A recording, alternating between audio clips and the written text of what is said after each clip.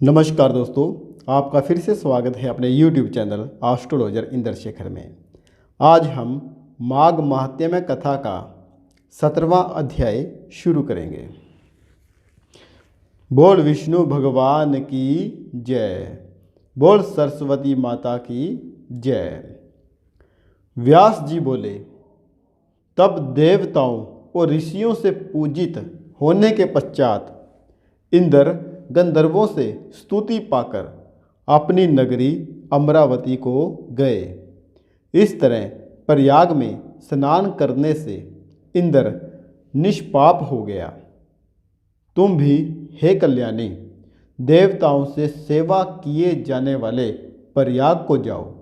वहाँ पर जाने से पाप नष्ट होंगे तथा स्वर्ग की प्राप्ति अवश्य होगी। अप्सरा ने कहा। इस प्रकार प्रमाण सहित उनके सुमंगल वचन को सुनकर संभ्रम में पड़ी हुई मैं ब्राह्मण के चरणों में प्रणाम करके और संपूर्ण बंधुजन, दास दासी, घर धन तथा सब विषयों को छोड़कर तथा शरीर को क्षण भर में नष्ट होने वाला जानकर घर से निकली। मैंने माघ महीने में गंगा यमुना के संगम में जाकर स्नान किया। हे वृद्ध निशाचर, उस स्नान के महात्म्य से 3 दिन के स्नान से मेरे पाप नष्ट हो गए और शेष 27 दिन के स्नान के पुण्य से मैं देवता हुई और गिरिजा की प्रिय सखी होकर अपनी जाति की याद रखती हुई कैलाश में रमन करती हूँ। हे क्रूर हृदय, प्रयागराज के लिए मैं सब देवताओं के साथ माघ महीने में वहाँ स्नान करने जाती हूँ। हे राक्षस, तुम्हारे पूछने पर वह सब वृत्तांत मैंने आपको मुग्ध करने के लिए कहा। इसी तरह तुम भी मुझे मुग्ध करने के लिए अपना चरित्र कहो कि किस कर्म से तुम कुरूप और भयंकर हुए हो। दाढ़ी, मूछ और बड़े दांत वाले तुम पर्वत की गुफा में निवास करते हो। राक्षस बोला, इच्छा की पूर्ति करने वाली, छिपी हुई बात को कहने वाली। हे वामलोचने, मैं निस्संदेह कहता हूँ कि मुझ क्रूर जन्मा के भविष्य का उद्धार तुम्ही से शीघ्र होगा। इसलिए जो पाप मैंने स्वयं किया था तुमसे कहता हूँ। हे शुश्रोणी, सुनो, मैं काशी में वेदों की अनेक ऋचाओं का ज्ञाता था। पुराने समय में बड़े स्वच्छ उत्तम विप्र के कुल में पैदा हुआ था। हे भीरु, राजा पापी, शूद्र तथा वैश्याओं से मैंने काशी में निंदित और निषिद्ध भयंकर बड़े बड़े प्रतिग्रह चांडालों से भी दान लिए। मुझ मूढ़ बुद्धि से और भी अनेक पाप हुए हैं। हे वरवनिनी, अविमुक्त क्षेत्र में अनुमात्र भी पाप करने से वह मेरु पर्वत के समान हो जाता है। उस जन्म में मैंने थोड़ा भी धर्म नहीं किया। बहुत दिनों बाद वहीं मेरी मृत्यु हो गई। तीर्थ में मरने से मैं नरक में नहीं गया। इस वज्रलेप पाप से मैं अत्यंत क्रूर पापी राक्षस हिमालय पर्वत पर जन्मा। इससे पहले 2 बार गिद्ध योनि में, 3 बार व्याघ्र, 2 बार सर्प, 1 बार उल्लू और उसके पश्चात गांव के सूअर की योनि में पैदा हुआ था।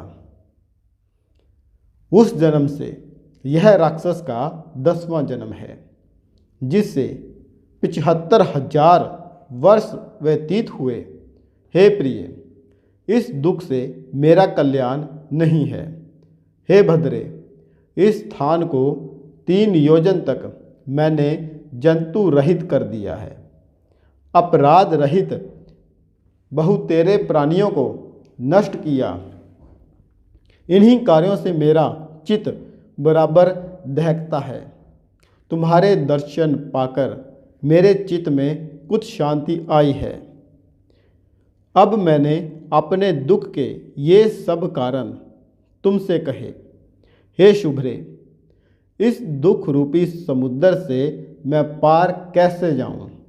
दत्तात्रेय जी बोले, ऐसा उसका वचन सुनकर चित्त में दया लाकर और धर्म कर्म में मन लगाकर कांचन मालिनी ने उस दैत्य से कहा, हे राक्षस, मैंने दृढ़ प्रतिज्ञा कर ली है, अवश्य ही तुम्हारी मुक्ति के लिए मैं प्रयत्न करूंगी।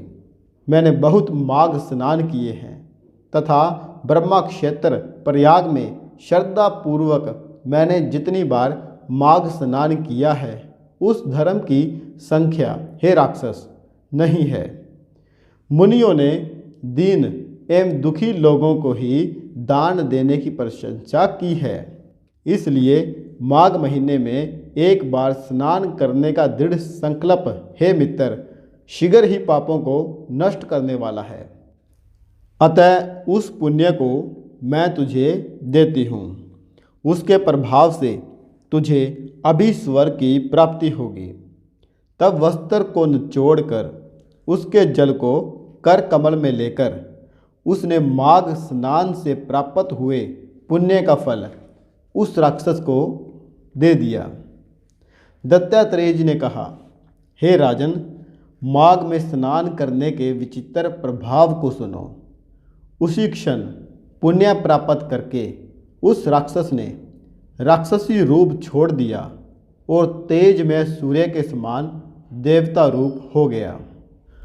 आनंद से आँखों को फुलाकर देवताओं के विमान पर चढ़कर आकाश में अपनी कांति से दिशाओं का प्रकाशित करता हुआ वह दिव्य रूप लिए दूसरे सूर्य की भांति सुशोभित हुआ और उस कांचन मालिनी की प्रशंसा करने लगा। हे भद्रे, ईश्वर जानता है कि तुम्हारे इस उपकार से ही मेरा उद्धार हुआ। अब मेरे ऊपर दया कर सब नीतियों से पूर्ण, सब धर्मों के करने वाली श्रेष्ठ शिक्षा मुझे दो, जिससे मैं भविष्य में पाप ना करूं। तुम्हारी आज्ञा पाकर इसको श्रवण कर मैं स्वर्ग में जाऊंगा। दत्तात्रेय जी ने कहा, हे राजन, उसके मधुर वचन कहने पर कांचन मालिनी ने बड़े प्रेम पूर्वक उससे धर्म कहा। सदैव हिंसा त्याग कर धर्म व साधु पुरुषों की सेवा करो। काम आदि शत्रुओं पर विजय पाओ। दूसरे के गुण दोषों का वर्णन छोड़कर सत्य बोलो। शिव और वासुदेव भगवान की पूजा करो। देह, अस्थि, मांस और रुधिर में गर्व को त्यागो। पत्नी, पुत्र आदि की ममता त्यागो। संसार को दिन रात क्षण भंगुर मानो। वैराग्य भाव में मन लगाकर योगी बनो। शील युक्त हो। राक्षस शरीर छोड़कर तथा देव शरीर धारण कर और तेजस्वी होकर जल्दी ही स्वर्ग के सुख भोगो। इस धर्म पूर्ण उपदेश को सुनकर प्रसन्न चित्त राक्षस ने कहा, तुम नित्य प्रसन्न चित्त रहो। तुम्हारा सदैव कल्याण हो। सूर्य चंद्र के स्थिति काल तक तुम शिव के पास आनंद करो। हे वरवर्णिनी, उमा के साथ तुम्हारा अखंड प्रेम बना रहे। हे माता, तुम सदैव धर्म निष्ठा और तप निष्ठा बनी रहो। तुम्हारे शरीर में रोग ना हो। दुखियों के दुख को सदैव नष्ट करो। दत्तात्रेय जी ने कहा कि ऐसा कहकर और कांचन मालिनी को नमस्कार करके वह राक्षस स्वर्ग को गया। तब देव कन्याओं ने वहां आकर खुश होकर कांचन मालिनी के मस्तक पर पुष्पों की वर्षा की तथा उसको छाती से लगाकर कहा, हे भद्रे, तुमने राक्षस का विचित्र उद्धार किया। इस दुष्ट के डर से कोई भी इस वन में घुस नहीं सकता था। अब हम लोग निडर होकर यहाँ पर आनंदपूर्वक विचरेंगे। दत्तात्रेय जी ने कहा, हे राजन, वह परोपकारिणी गंधर्व कन्या कांचन मालिनी उनके वाक्य सुनकर प्रेम पूर्वक इनके साथ क्रीड़ा करती हुई शिव के स्थान हो गई।